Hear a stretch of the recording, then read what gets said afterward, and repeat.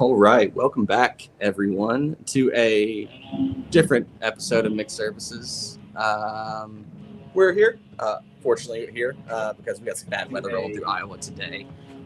Some craziness going on. So we'll bear with us as we break through there. But if we lose power, lose connection, it may happen, but it'll be all right. So happy to have Mr. Tim Ellesworth on today. We're going to be talking about Prairie Burn Gravel. It's an event up in Grinnell, Iowa. We'll talk about that. It's got a kind of cool ethos about it. Some good stuff going on. It's been going on for a decent amount of time now. So, and then maybe hit a few things about road racing. Who knows? Do we talk about road racing on this podcast? And I don't know. But yeah, Ria, why don't you thank our sponsors before we kick it off? Yeah, shout out to our sponsors, Orbit Bikes, for keeping us riding road bikes and the rubber side down. Reland for that amazing post-nutrition recovery protein powder. We also, by the way, use that Yvonne does anyway for her breakfast. Use it every morning for breakfast. And also, World of Bikes, our favorite bike shop, as well as Flat Tire Co. over on the East Coast in Philly. And who am I? Blair for our apparel. You guys, some of the stories I put up on Instagram every day. You see me ride. I was hot on Tuesday, and Blair, their summer beep, just kept me nice and cool. I was sweaty, but it definitely did its job. But yeah, I think that's it. Oh, we got Z&G Partners. We got Z&G Partners. Yeah. Yes. Yeah. And o-live.com. Oh yeah, Olive. Oh yeah, I'm actually about to go visit over there, Mr. Pete and the Olive crew. He's getting married, so let's shout Pete out. Pete's getting married, one of our partners, and so us and a few people were headed over to Greece next week to go celebrate his wedding. So pretty excited about that. Hopefully the olive oil even gets better because his new lady will help him take it to even the next level, Take it to the next level. I assume there better be lots of olive oil at the reception. That's all I'm saying. That's right. It's dipping in the olive bread, in Greece. Then the olives and there. It's gonna be good, man. So make sure you're posting some stories. Yeah, hopefully I can get on a bike while I'm over there. My wife and I are actually going to Croatia, to this little island called Korčula, and it's a pretty big cycling destination from what I've heard. So I'm kind of excited to hopefully rent a bike, maybe an e-bike. Yeah, it's gonna be good. It's gonna be good. Yeah, you finally got your Croatia trip approved, huh? Yeah, it was up in the air for a little bit, but I just started booking things, and then the credit card statement started showing up, and I just told my wife I didn't know what had happened, and I guess we were just going to Croatia. So that's how it's going to be. Yeah, going to be beautiful. Well, on this episode, we have our guest Tim Ellesworth of Prairie Burn 100. This is an iconic race here in it's about 1 hour and 20 minutes west of Iowa City, Stone Throw. We got there Friday, and Tim showed us around the whole weekend. What a fantastic event. So Tim, please welcome. Thanks for having me. Yeah, what a good day. Yeah. So I just kind of want to jump in right away. What was the mission behind Prairie Burn before we talk all about all the excitement that happened over the weekend? How old is the event? Why did you feel the need to start another event in Iowa? So I moved here from Lisbon, Mount Vernon area, like 13 years ago, got my kid off to University of Iowa, and I followed my sweetheart who grew up here, Laura. And we had a Wednesday night ride in Mount Vernon, decent attitude ride. It was fun. Had Aaron Hall, Cliff, all those guys. Got here and there wasn't any weekly ride. So we started a weekly gravel ride, me and my friend Cobbs, who came here from Ghana to go to college and never left. And my sweetheart buddy's great. And John Dew, a couple guys started riding on Monday night. I modeled it just after Monday Night Gravel in Iowa City. So, community ride, everybody, no drop. It quickly grew and everybody hated Monday nights. They're like, this is bullshit. Let's do a different night. And I'm like, why's it got to be hard working with people? So we shifted it to Tuesday night, started getting a lot more people. And like, I had been going down to Dirty Kansas with my brother. He lives close to there. He rode the 200 a couple of years. I'd go down and pit for him. And I'm like, there's a hole in the schedule. Let's do a citywide race, or a ride really, you know, the week after Unbound, or back then it was Dirty Kansas. So we're like, yeah, why not? The city, you know, was behind us. I work with a great nonprofit, Imagine Grinnell, and we try to do outside activities. We try to do ecological activities. We try to help start up businesses if it's good for the community. And this checked a lot of boxes. So we got it going like 7 years ago, right before COVID hit. Had one good race, maybe had 80, 90 people show up. And then COVID hit, so we canceled the next year, unfortunately. Year after that, we ran it, you know, without, you know, all socially distanced. And then the next year, we kind of got into a swing of things and decided that, made some changes, and it's just grown every year. So this has been our 7th year, I think. Yeah, and so this isn't like your ride's different, because I know a little bit about it. It's not a race per se, right? It's like a ride, right? Or is it a race? Yeah. So I love the ethos in Iowa City, the community, not competition. So for 5 years, we just had it as a ride. We had a 100-mile, just killer course that went down south, got into our ski mountains around the valleys down there. That just a lot of climbing for Iowa. Yeah. Yes. I mean, hard and just pouty, hard, nasty. And so nobody in the club really liked riding down there. So at some point, somebody wanted to add, one of our board members wanted to add a 3K element to it. And so with that, we brought in the timing chips. And that's kind of a no-brainer. And then we thought, well, we'll just time the rest of them and see what happens. Well, the 100 became a race right away. Of course, right? Of course. And then we've got people bragging about 25-mile race winner and all this. And so we decided to gear things to a racer, added some preems. So that was like 2 years ago. And then last year we shifted to the 100K format. And, you know, we were down to 10, 11 riders for the 100-mile race. And this year we're at 60, you know, so the 100K rather than the 100-mile-per-hour seemed to be a winner, but that is a race. I mean, Ben gets out there and he's hammering 23, 24 miles per hour, just like that whole group. That first group is just killing it. So that is a race. The rest of it is a feel-good family event. We got 3 and 5K aspects to it. We got yoga in the park. We just made it into a town festival. Yeah, like, you know, it's interesting, you know, events are different in different parts of the country, you know, and here down south, it's so hard to organize a cycling event. And it's primarily because you got to deal with every different county county sheriffs, every different, you know, city, like getting the roads. So, yeah.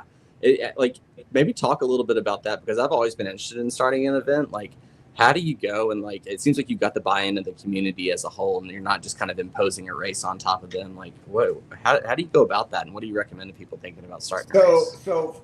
So taking a step back, my dad was a lawyer when I was a kid, and he had a client that had just gotten back from Vietnam who wanted to start a motocross track. And this was right when the Europeans were coming over and just bringing dirt bike racing, 2 strokes and Japan hadn't even started getting into it yet. And so this Vietnam vet in the late 60s, early 70s, wanted to do this motocross fit. My dad's like, sure, let's go. They buy a cat, start carving up 50 acres over by Rockford, Illinois. And that motorsport park is still going strong today, you know, 60 years later, 50 some years later. Wow. And so we were down there every weekend, flagging, selling hot dogs, you know, in the concession stand, scoring. And so I saw that it's, you know, it's kind of just the volunteer thing, you know, and it's putting a plan together and doing it. I went to the city with this all pretty much wrapped. I said, you know, can we do this? We need to close a couple of streets. We don't really need anything from you. We have a volunteer force. It's just going to raise money and awareness. And, you know, that's our model. We try to go to the city with enough stuff that we just ask them to stay out of the way. And then we bring them in when it's a good event to help with, you know, the street sign posters and the hanging stuff, the park infrastructure. So basically my nonprofit comes in, it's imaginegrinnell.org. We come in with some volunteers, some organization, and just put it in Central Park. Everybody wanted the newly remodeled Central Park to get some eyeballs. So city was like, thumbs up. The permitting was nothing. I mean, because we all get to ride on the gravel roads. We just put out tons of emails. We send a letter. We give a gift to the people on the route sometimes, some years. We just try to involve more and more people. And we get pushback from being on these roads. Farm people, especially around harvest, don't like bikes. But, you know, we're taxpayers. I mean, we deliver their babies, we put out their fires, we build their showers. So it's all one big group. And we're like, dude, we're working with the police, we're working with the city government. We all want to get along, and we're bringing money into the community, you know, and that's the biggest thing. Yeah, I think that's probably one of the best ways somebody has actually explained that, because Tim, you know, and Graham, too, you guys know about a low risk called Steamboat. Like, I was about to say this. You know, I was about to talk about this. It's you know, that, you know, you can point that stuff out like, hey, we're also members of this community. We just don't ride bikes all day. We actually bring a lot of value. You know, there's, like you said, doctors, plumbers, carpenters, musicians, you name it, part of the cycling family. So that's really well said. We're out there for, 6-8 miles on a group ride, hanging out on a B road, and we'll get a side-by-side coming up, and chances are my sweetheart would have delivered one of their kids, would have given him a shot, would have taken his license away because he's 96 years old and shouldn't be driving anymore. But if she doesn't know him, her dad would have known him. And if they wouldn't have known him, Pete Brownell would have sold him a gun. So all of a sudden, you're getting community buy-in with really varied people. I mean, we're getting Christians riding with atheists. We're getting gun nuts riding with pacifists. The ability to develop friendships over a gravel ride is not to be underestimated. You don't have the pressure of speech. You go through kind of hard things together. And over 2-3 years of riding weekly, or even riding, semi-weekly, you develop bonds and friendships. And that's what we've seen grow. And it's weird as hell. There's a lot of these people that we would not hang with, And, but you get jammed together like you do in a small town. I moved here from another small town, and they're all different, but it really helps growing up with kids, having kids involved and having, all the businesses involved. So, But I think bikes can be the great unifier, and gravel is that, right? Like, it takes away so much of the stigma, stereotype, and like the stigma against having to have the best equipment or ride the right way. Like, that's what I loved about Iowa City too, is like you go out there and you got people, like, we won't mention any names, like Zoran, and shaved legs and sliced up kit, and then you got our other friends, probably riding in a banana suit. Or Chad rolling in with a single speed and flip flop. Yes, exactly. Exactly. Yeah. It's good stuff. But we immediately ran into roadblocks with. I first figured out that gravel bikes kind of are expensive to have decent ones, and that's a barrier. And so I'm like, there's plenty of money in this town. I don't want it sitting some fund somewhere. I want it circulating. And so we looked at what the bike library in Iowa City was doing, and I'm like, that's a good model. Let's do exactly that. I worked for 2 years trying to get that program off the ground. No buy-in. This shit. Really? Horrible. It wasn't until one of our members was like, dude, I'll just buy you some salsas. And he popped in 20 grand, and we went and bought 12 salsa journeys. Yeah. Put 50s Wow. on them with 1x52 or 1052s on the back. So we got these flat bar salsa journeyers that are safe, that are easy. And then we got the bike shop who, young kid just bought the old bike shop here from Craig Cooper. And we said, hey, we got this program. And they're like, fucking, it's complicated. I don't know. And I said, look, here's the program. We got 12 of these that's going to help your order with salsa. We'll order another couple cutthroats too. Let's just get a big order in. And then for every time somebody borrows one of these bikes, we'll give you $25. And every year we'll give you a tune-up. And so every 6 months, we send a big check to the bike shop for all of these free rentals. And what it does is try to really boost participation in a sport that's kind of hard. You get out of town, and we got 10, 12% grades. It's Oh, yes. And Tim, on that, you had a few people. Actually, I saw a couple of people riding those salsa journeyers out there. Yeah, we had 5 this year. Yeah, and I think one of the things that people, when they get the gravel bug, is sometimes, yes, you can ride whatever bike that you have, but gravel can be so much more fun if you have the right bike, the right tire clearance and all that fun. Yeah, like Grinnell Opel with like 2.2-inch clearance tires on there. So that's a really nice way to do things.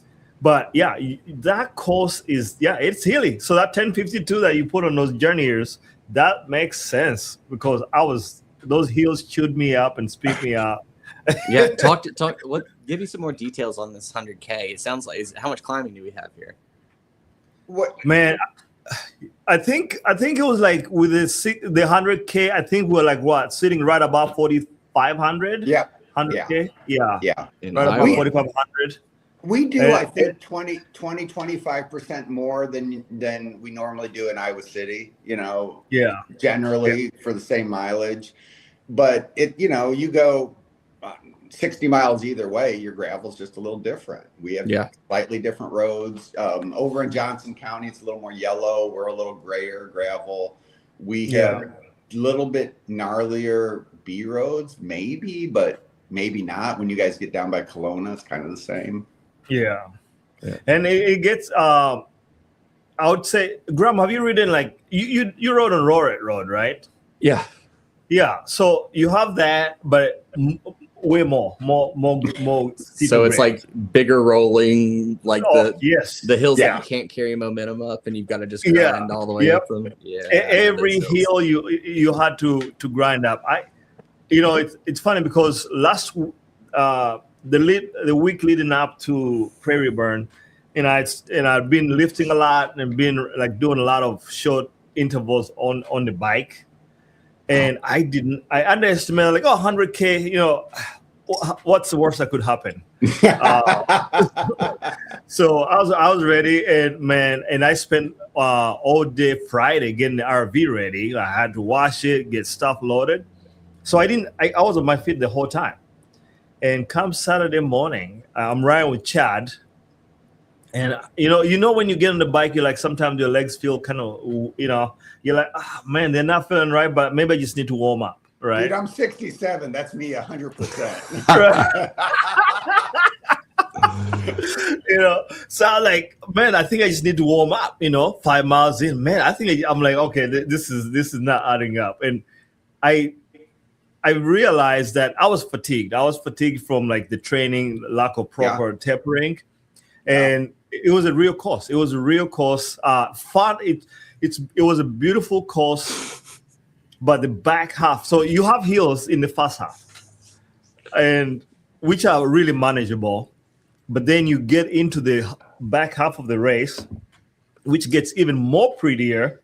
Yeah. but then the hills, multiply. It was fantastic. I'd say next year, Tim, I'm gonna taper correctly, and I'm gonna redeem myself. I am gonna redeem myself. And also, you had one kicker to it is really Saturday was the first hot, humid day that we had. I was here. gonna say, man, Really why do it in June? You're just making your people suffer all that more. You got to. You got to build character.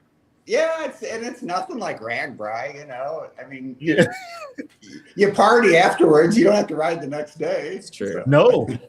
And But 60K is good, or 100K is good. Like, I mean, 60 miles, like that's a great day. That's Like, a good you go out, distance. you feel really good about what you've done. You're not trashed completely by the end of it. And you can, like, probably gets you more participation because people get off their bikes and they're like, yeah, I'd love to have a beer and sit in the park and do yoga. Whereas you do 100 miles and you're like, all right, where's my bed? And where's I'm done. Yeah. Exactly. So people are not spending any money in the community after the race. Right. But the other thing, go ahead, Tim. So the first year we were like, God, we really want to kind of have a festival and have some music. So we had music afterwards, and everybody was just plowed, and nobody, nobody's sticking around for the music because their legs are dead. And even though, so it was just sad. And then we thought, we should just tweak this a little bit. So we decided to have the music come back to our place because we could have more of an intimate setting and control who is, around a little bit, as far as we can invite all our friends, basically. Sure. So we did that, and that was just amazing. So we fill up our backyard, and we've got a couple of bands, usually local bands that we know of these people. My kid lives in Logan Square in Chicago, and she's got some friends from University of Iowa that got a bar band there, and they come over, and it's just a hoot. It's so much fun. That's awesome. It was Graham, so it's funny because when we hear the spirit of gravel and all this other stuff, this is beyond the spirit of gravel. I don't know what the next realm is. Transcendence. We're transcending. It really is. It really is. Because you have the total vibe of what a gravel race is, back in the day, right? No crazy fanfare. Like you start, you line up. Nobody's fighting to get the front of the line, right? But there's plenty of really fast people.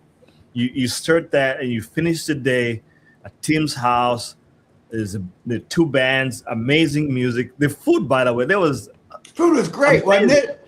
The food was absolutely fantastic. It was a buffet. It was a buffet of absolutely exquisite stuff. Thanks to your wife Laura and some of your guests also that brought some amazing dishes from Minneapolis and all that stuff. It was fantastic.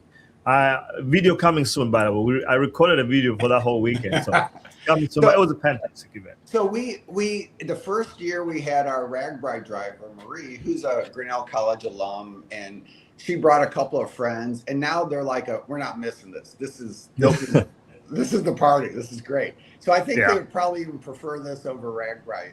It's funny. But we bring our kids home, or we say, hey, want to come home? And they bring friends. They come from Iowa City, and we've got Kate, who's doing such a great job at the bike library fundraising with Audrey there. They bring a bike library crew. We got our St. Paul, crew that comes down. A lot of glitter. It's they brought a lot of good pies from St. Paul, right? Guys, I'm telling you, sign up. If you're on the fence, sign up. I'll put a good word in for to Tim to let you camp there. We camped in your driveway all weekend. It was fantastic. We slept have good, like right next to the action. The yards. Yeah, huge yard. There was tents all over. It's fantastic. I don't think there's anything like it right now. Do you work like? Now that this event's grown a little bit, do you ever like reach out to people like Bobby or anybody else that are like doing events? Like, do event coordinator, race directors, do you guys coordinate with each other? No, not at all. We're just not at that level. I run into Bobby, once a year down at Unbound. I still try to go down every year to do the 50. And this year we missed because of my my kid or my brother's kid got married, so we were up in Marquette. But we love doing the 50 or the 100 and then hanging, watching the pros come in. And so we'll shoot the shit with Bobby or, over Alex over at Core 4. But we're just not at that level. And it's our biggest fundraiser for Imagine Grinnell. But I don't know if we need to. I don't think we need to grow. We do a little bit of national advertising, but just not that much. We're just a different event. Yeah. No, I mean, it makes sense. Honestly, you say like you want to talk to them to get tips. Honestly, I would say they should talk to you to get tips. It seems like you've got the organic, sustained way to grow an event to the size that the city can handle, right? Or even bigger than that.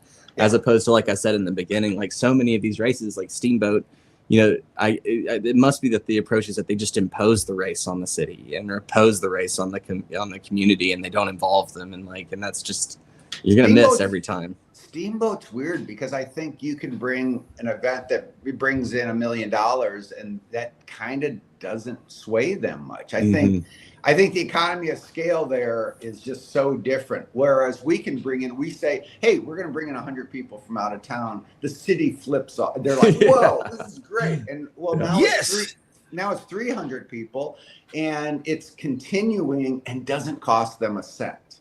So we pick up all the expenses and we just promote. It's great. I love Steamboat, by the way. We go every year, and that's a gem of a race. But they have real structural problems with just how landlocked they are, and the ranchers, and I don't think they care that it brings in a couple $1 million.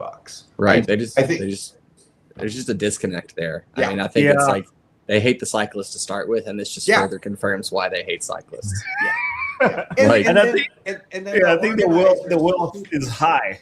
And I think the organizers shoot themselves in the foot by being a little high-minded, and they're like, we're going to solve this problem, so we're going to put kaibos on out there for the couple of days before the event, so people aren't peeing in their peeing in the farmer's land. Well, then they keep the kaibos locked. Why are the blue boxes locked the 2 days before the event? It's nuts. Yeah, those should be open. Yeah. So you've been to a lot of events, it seems like. Tim, what's your all-time favorite bike event? Oh, Steamboat's tough. I mean, that's great food. The people, it's organized real well. I got a lot of friends in Colorado we get to see. Laura loves it. My sweetheart just loves it. It's not like the rest of Colorado. You go there in June and it's kind of green, Yes. That valley's pretty verdant, and that's probably my favorite. I love Unbound though. Unbound is just off the hook, Yeah. Unbound is a different sufferfest, man. Oh. Yeah, and like I think about last or 2 weeks ago, there's no way I would have ridden. I would have been down there, had my 50, ready to go, my 50 miles ready to go, and I would have said, nope, I'm heading to the pub. Exactly. I've been there in the rain. I've walked those B roads. Not gonna do it. No. Dude, that's the thing. Yeah, I don't know if we've talked about it before on episodes, but I'm firmly in the camp that these gravel races, while extreme, have to separate the burden that the pros take on versus what the amateurs take on, because we just can't. I can't afford to spend $8,000 on a bike race, and that's what that's gonna be.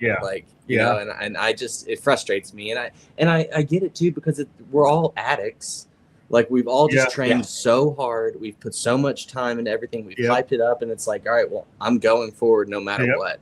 And it's not even fair to the rider, because it's not fair at all. It's not fair because they are always going to make the decision to go as far as they possibly can until we fall over. You see those guys going into the first B road. The first 10 of them do not hesitate. They're hitting that at 30 miles per hour. Yeah. They do not hesitate. Yeah. It's only when somebody gets stuck or gets their derailleur clogged and starts braking that the carnage starts.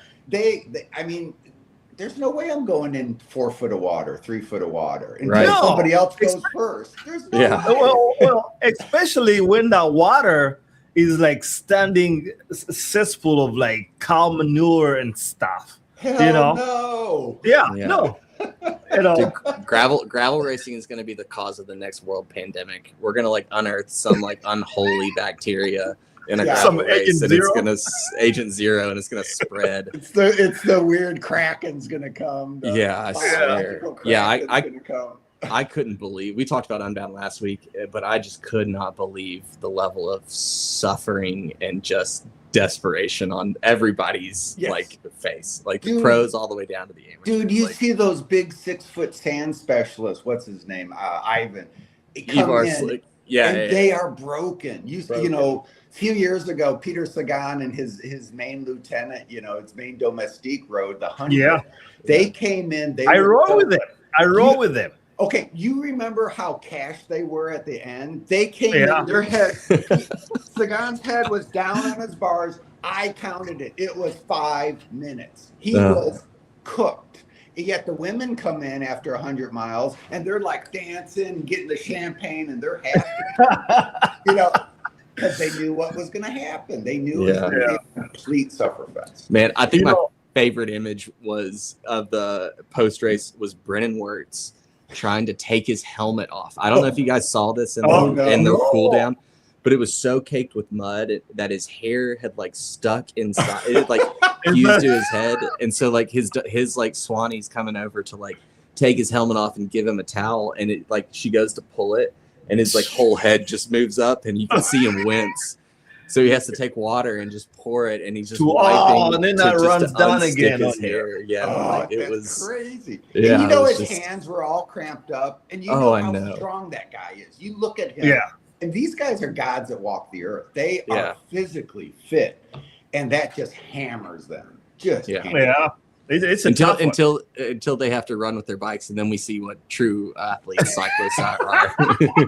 Not all of them can do that. Not all of them can do that. Yeah, man. Were you down there? Were you at Unbound this year? No, I was up in Marquette. We had a nice. Oh, wedding that's right. up Yeah, you had a there. wedding. Got That's right. Yeah, Got yeah, a little yeah. riding in. That's a cool area. Love it. But we'll be back next year. You know, so the year I did Unbound, that's the year Sagan was there, you know, and yeah, I was probably like about 50 miles in, 45, 50 miles in when because he was doing the 100. So this huge group catches me. Yeah. And I'm like, whoa, you know, I think that's Sagan. And then his domestique falls back with me a little bit. It's like we were wearing the same helmet. Oh, He's like, hey, nice helmet, you know. He takes a selfie. Oh, by now, you know, they've dropped me, you know, probably 200-300 meters by then. And I'm like, oh man, this guy might have a hard time getting back. No. And a couple pedal strokes. A couple pedal strokes, he was back in the group. I was like, man, these guys are different, built different. Wow. It's funny getting passed by, you know, you'll be just hanging out the last 4 or 5 miles, and then, you know, the 200 milers will just rip past you. And it's like you literally are standing still. And they're still, even if they're alone, they're still chugging at 25 miles per hour. They're still moving. Dude, all I think about when those guys pass me in those races is, man, it must be nice to finish so fast, so much sooner than I'm going to finish. Like, that's all I think about is like, man, they're going 20 miles an hour. I'm only going 15 miles an hour. They're going to finish so much sooner. I'm so ready to be done. They're doubling your finish time. Dude, I do that, man. I'm awful at math, but I'm like Albert Einstein when it comes to calculating how much longer I have to the end of the ride. I think that's we all get there. Is like you try. Oh man, especially if the race is hard. But you know, like Brennan said, though, it's like yes, they finish faster, but you're still working very hard. You know. Yeah, I don't know. So I don't believe it. I just want those watts. So what's amazing to me at Unbound this year was seeing it just seemed like there was a big upgrade again on the women athletes. It seemed like their program was tight. Specialized has kicked it up a notch. Rosa, G, those women can fly. Holy, they were good. Sophia. Oh my god! And it got deeper too. Like I think the field got deeper, and that allowed for like team tactics to kind of work a little bit more. You know, because so often in the women's race, it is an individual time trial, right? Like Sophia breaks away, or Paige breaks away, or Lauren Stevens, or somebody, and then it's just like a 5-minute gap, and you're chasing for second. But this year, it felt like a real like race dynamics were going on, and it was really cool to see. Exactly. Yeah, which was more impressive that Paige was able to stay on that group with no teammate. Oh, actually, did she have a teammate? No, she did not have a teammate in that group. No, but No. and she kept dangling, but she kept coming back, which is Yeah, That is insane. Like, all drop of the me- finish. drop That's me me once. on Monday Night Gravel. Yeah. I'm dangling off. I'm dangling off the first group all alone. It's like, God, if I just work a little harder, put my head down. I can That's catch right. them. Oh. Speaking of which, let's talk about Matt Wilson. Talking about putting your head down and making gravel legitimate. He's probably done more for the reputation of gravel with that win than any other race, like Unbound winner before. Like, so so for the audience, there is this thing called road racing. So it's like gravel. It's like gravel, except all the gravel pieces are kind of fused together. You guys don't have a lot of those roads out there in the Midwest, but it's a crazy thing. And so they race around on these skinny little tires. You wouldn't believe how skinny they are. No, but so there's a biggest crit in the country, I would say, is the Tulsa Tough. So it's in Tulsa, Oklahoma, and it goes for, I think, 3 or 4 days. And so there's a race every single day. And so Matt Wilson, Kiwi, races for Scott, with Brennan and Cam Jones.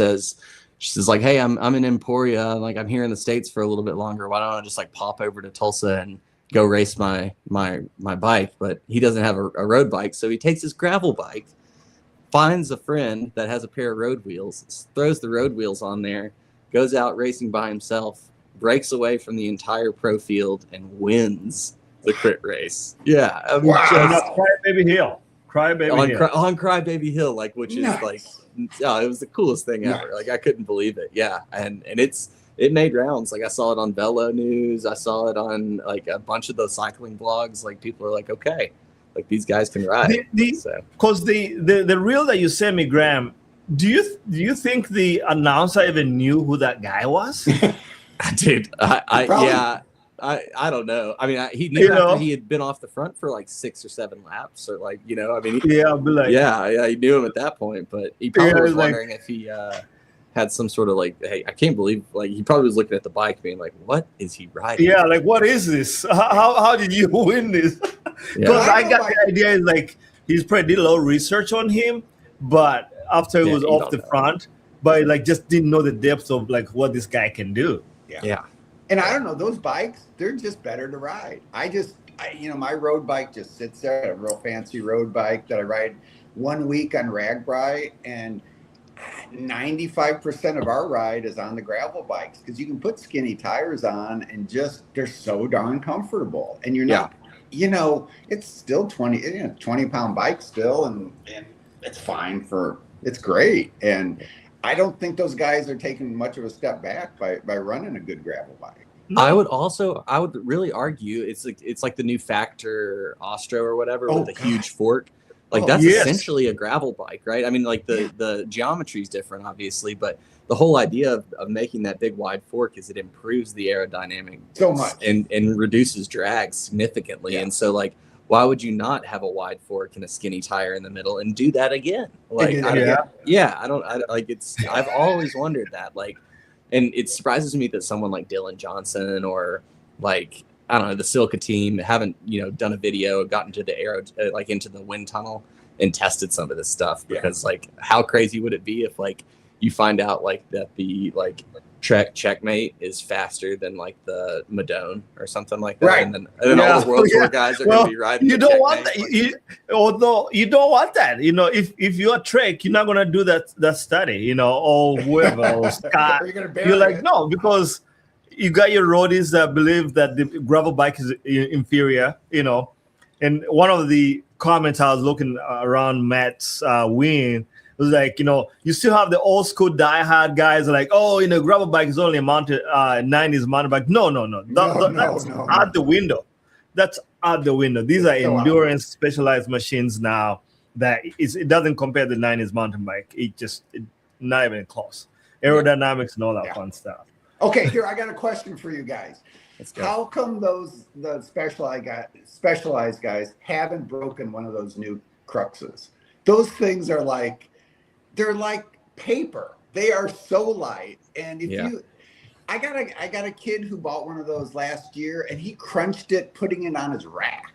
And and I just think about Keegan and those guys. How the hell aren't they just crushing those bikes? Like Beers, especially Beers. I mean, he's as Right? big as I Yeah, am, he's a like taller, big guy. like, you know, but like, yeah, I have wondered this, Tim, too, because like, you know, they'll do a picture of like the winner's bike, but I wonder if they don't just trash those frames as soon as they're done, because I bet you they have like micro fractures in them, and those wheels are just clapped out completely by the end of the race. They're like, running those World Cup wheels. Those are 1,000 grams. Those are 990 grams. That's crazy.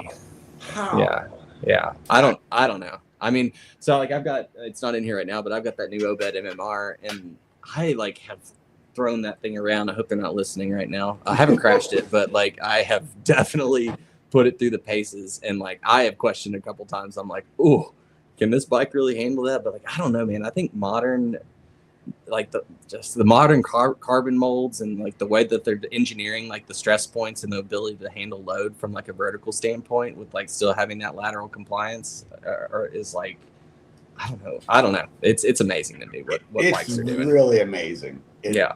Just so amazing. What are you riding right now? I got about a 3-year-old Cutthroat with everything carbon I possibly could put on it. It's a nice Roval wheels, and so it's great. Except for having UDH, I have no reason to get another bike. I keep thinking I could get an Aero race bike, and then I keep thinking I'm 67 and I have no reason to buy another bike. So I go buy a mountain bike instead. That kind of thing. Tim, that doesn't stop. I've seen plenty of 67-year-olds on Ragbri riding aero bikes. I think that's when you get your S-Works card, is when you turn 65, don't you get an S-Works card or something like that? Like, isn't that how that works? That's great.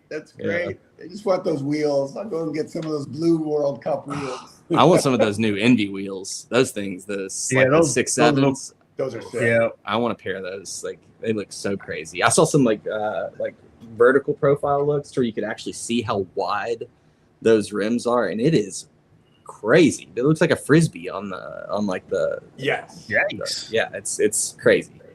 By the way, Graham, Tim has the best man cave bike shop I've ever seen. Really? It's extraordinary. It's very good. It is one of the best, probably the best one I've ever seen, to be honest. Crazy. Well, next time we set up, you'll have to set up your screen in there so you can give us a bit of a tour. You know? It was fantastic. We took an old carriage house and insulated it and supported it and put a loft in there. But it's where I get to hang all my bikes and get to have my music and my plants, and it's just wonderful. And you don't encroach on your lovely space, right? She doesn't even know it's there, right? Right.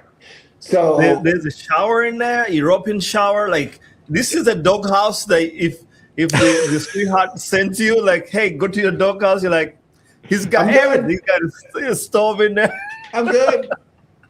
Yeah.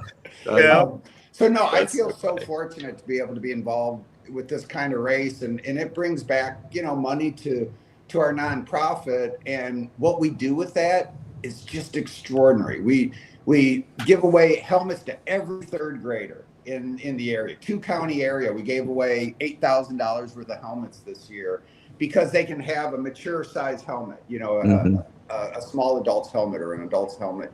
We build trails. We have a system of soft trails that's all volunteer driven and run. And again, we come to the city and say, we would like to do this, and could you please help us, but stay out of the way. Stay out of the way. It's wonderful. And they're like, yes, thank you.